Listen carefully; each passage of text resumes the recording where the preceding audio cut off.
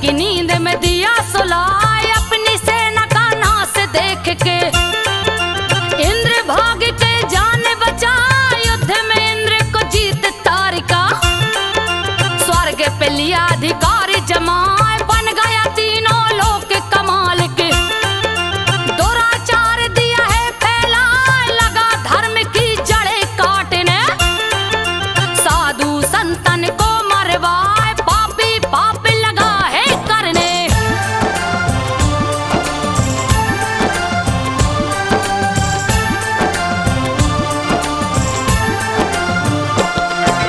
पापी पाप लगा है करने, यज्ञ हवन दियो है रुकवाए। मंदिर तोड़वाया, राक्षस राज को रहा चला। डर के मारे सभी देवता ब्रह्मा जी के पास में आए। स्तुति कर ब्रह्मा जी से बोले, दुख भरी बातें रहे बताए। परम पिता ब्रह्मा जी सुनिए, जल्दी कीजिए कोई उपाय। तारकासुर की आग में जलकर कहीं न देवता भस्म हो जाए। असुर ने हमें बलहीन कर दिया।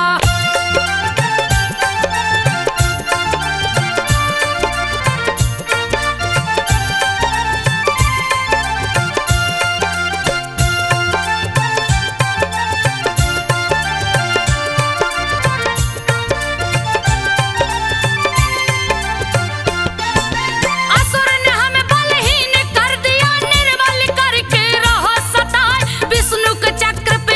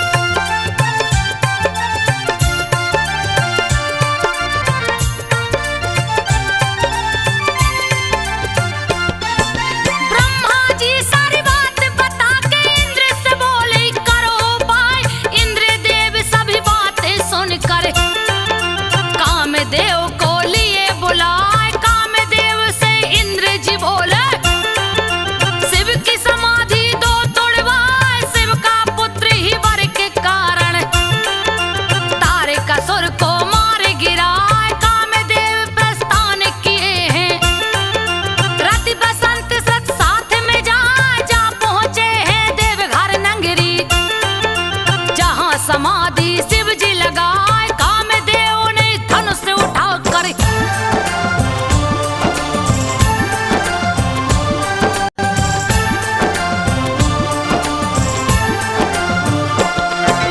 कामदेव ने धनुष उठा कर बाण को शिव पे दिया चलाए, ध्यान मग्न शिव हिले न डोले, निष्फल बाण काम का जा, क्रोधित होकर कामदेव ने माया जाल दिया फैलाए, कर दिए हैं बाणों की वर्षा, शिव को समाधि से दिए हिला, ध्यान भंग हुआ शिव शंभू का, क्रोध से बदन गया थर्राए, चारों तरफ नजर दौड़ाए, काम प्रदृष्टि पड़ी है जाए, क्रोधित शिव शंभू को देख कर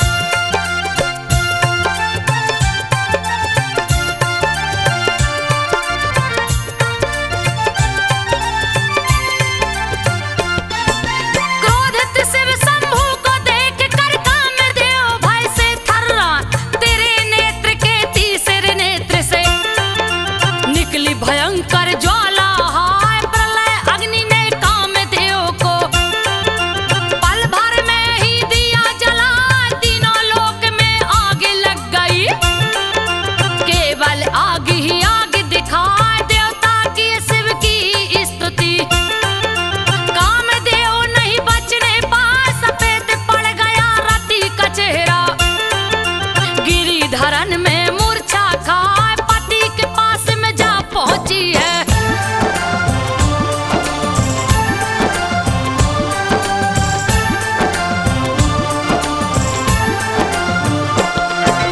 पति के पास में जा पहुंची है, सिर धुन के रही है चिल्लाए, छाती पीट पीट के रोवे, सुन बिलाप सब देवता, हाय धीरे धराए रति को जाकर, पति के राख को ले तो उठाए, महादेव इन्हें जीवित करेंगे, आश्वासन सब दिए हैं जाए, देवता गड़ गए शिव के पास में, सारी घटना दिए बताए, कामदेव की नहीं है गलती, समाधि जग की हितार्थ तोड़ाए, रति के शोक को दूर कीजिए,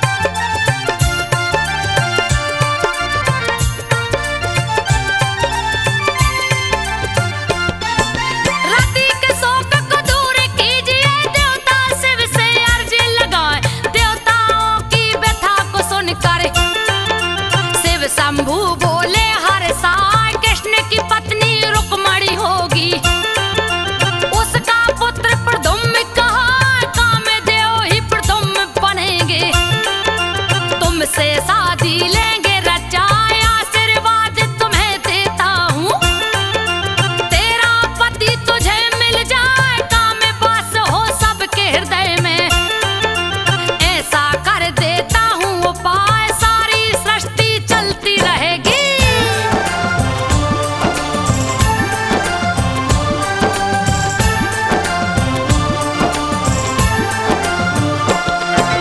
सारी सृष्टि चलती रहेगी, सब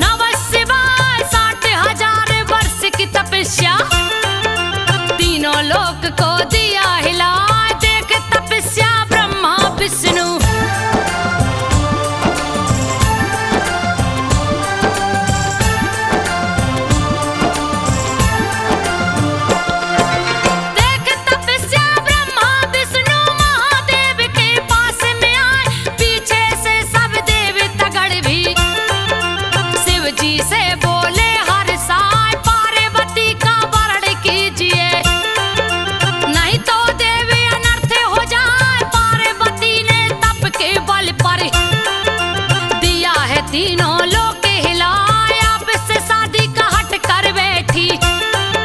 महादेव कोई कीजिए उपाय, तारिका सुर ने उधम मचाया। आपके पुत्र से मारा जाए, पापी से छुटकारा मिलेगा।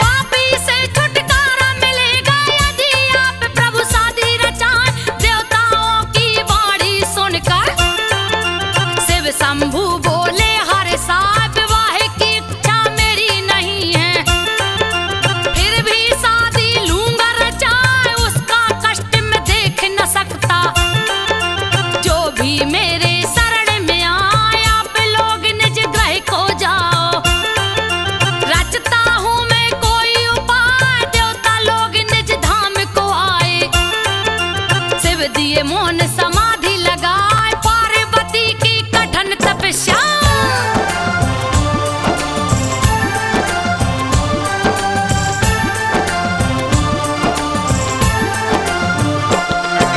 पार्वती की कठिन तपस्या, शिव का भी आसन हिल जाए।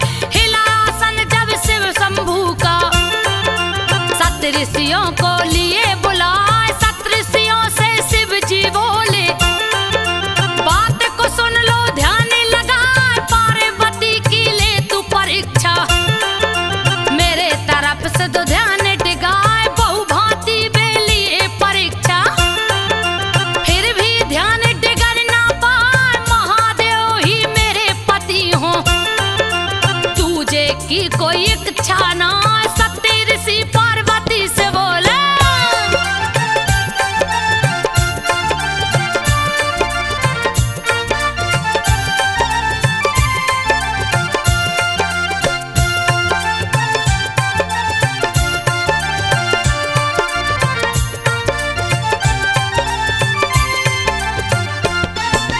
सत्य ऋषि पार्वती से बोले, विष्णु सुंदर रहे दिखाए, वो भी ब्याह रचा सकते हैं। आपकी घर इच्छा हो जाए, शिव शंकर है महाभिकारी। विष्णु देव राजा कहलाए, शिव जी पहाड़ों पर रहते हैं। विष्णु क्षीर सागर में हाय, विष्णु जी सुंदर भी है शिव से। क्यों ना उन्हें लेती अपना, तरह तरह से लिए परीक्षा। पार्वती ना डिगने पाए, शिव शंभु से ही शादी रचाऊं।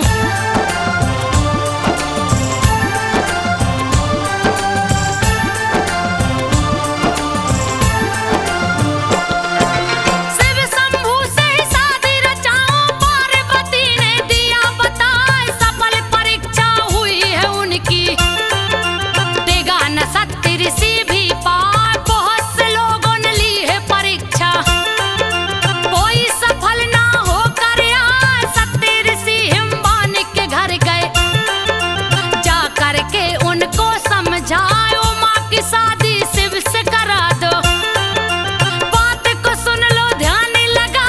शिव समान सारी सृष्टि में, उमा के लिए वर दूजा ना। शादी तय हुई शिव शंभु से,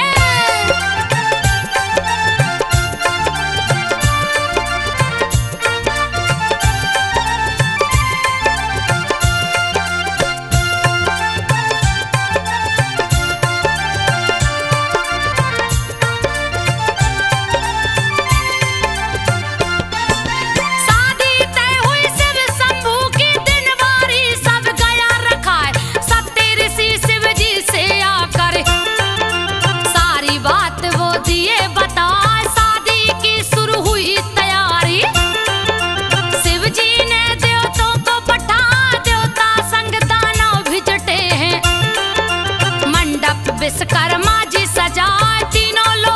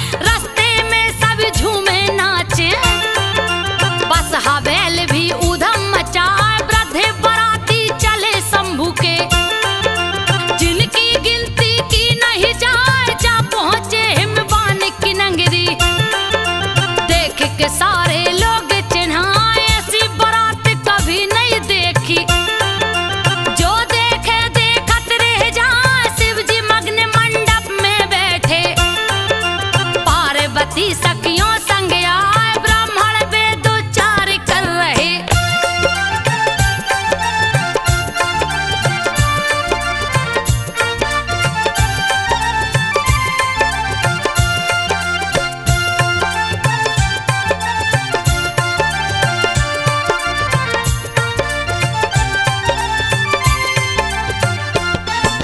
ब्राह्मण वेदोच्चार कर रहे, सखियां मंगल गीत सुनाए।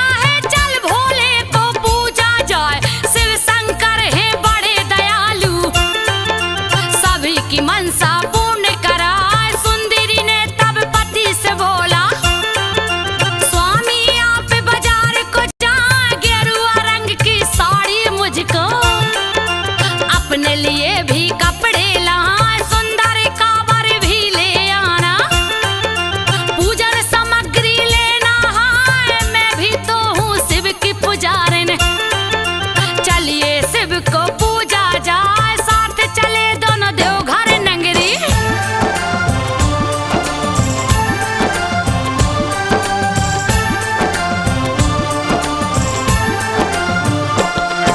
साथ चले दोनों देवघर नगरी, गए सुल्तानगंज नियर आए, दोनों गंगा घाट पे आए।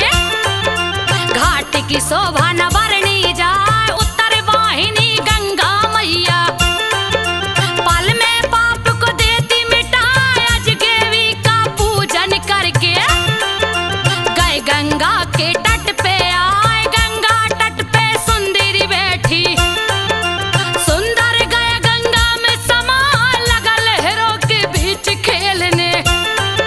तट पर से सुंदरी चिल्लाए, मत स्वामी अब आगे जाओ।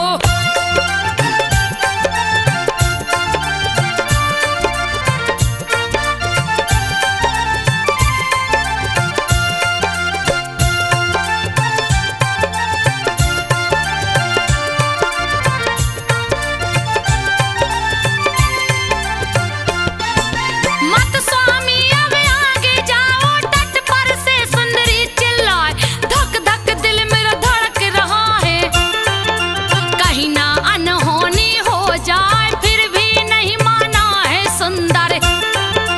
होनी को कोई टाल न पाए, बीच भंवर में गायब हो गया, डूब गया गंगा में। हाय हाय हाय कह रोए सुंदरी, केस धुन के रही चिल्लाए, कहाँ गए मुझे छोड़ के स्वामी। लील गई क्या गंगा माँ, मेरे पति को मुझसे छीना।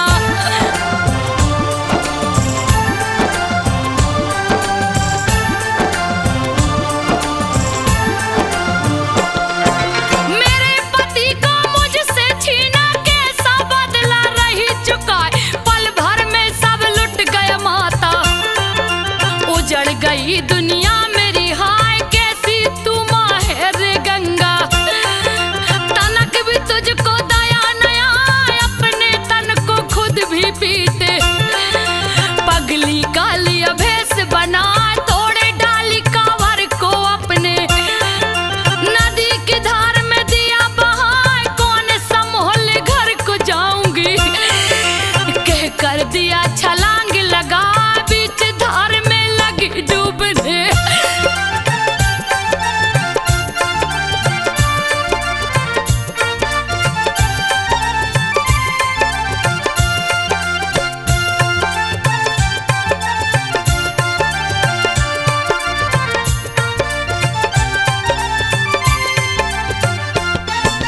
बीच धार में लगी डूबने, लोग देख के रहे चिल्लाए, कांवरिया सब कूद पड़े हैं। उसे खींच के बाहर लाए, हो गई थी बेहोश सुंदरी, गंगा तट पे दिए लटाए, जैसे ही वो होश में आई, और जोर से रही चिल्लाए, उसे देखने भीड़ टूट गई। कहते लोग गई पगलाए, गंगा जल में सिंदूर धोई, तोड़ के चूड़ी दिया बहाए, खून से रंगी कलाई उसकी।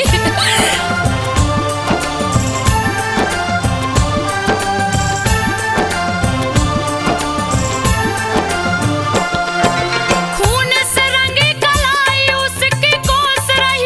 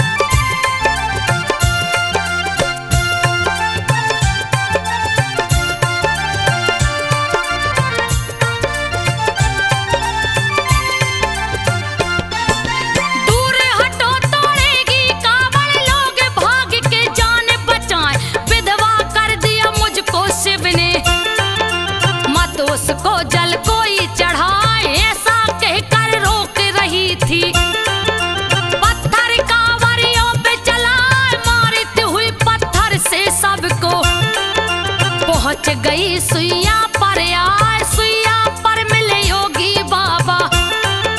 रहे सुंदरी को वो समझा, तू मेरी बेटी समान हो। सुन लो बात को ध्यान लगा, नहीं कहते ऐसा शिव जी को।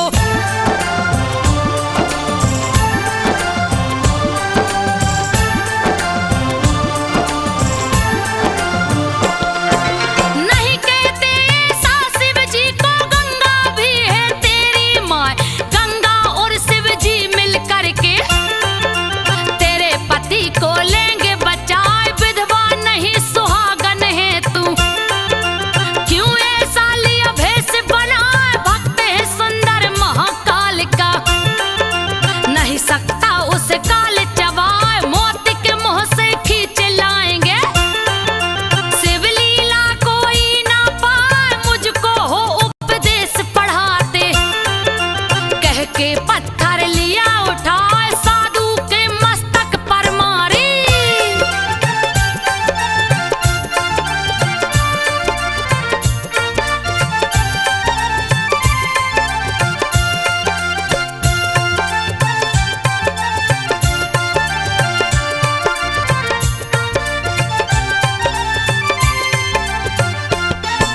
साधु के मस्तक पर मारे, माथा पकड़ के वो मुस्काए। बह निकली है खून की धारा, हाथ से साधु रहा दबा। अंतर ध्यान हो गए बाबा। सुंदरी आगे बढ़ती जा, जा पहुंची देवघर नगरी में। मंदिर भीतर गई समा, जैसे ही शिवलिंग को पकड़ी। सारा बदन गया थर्रा, योगी बाबा ले सुंदर को। उसके हाथ में दिए थमाए, माथा फटा पड़ा था उनका।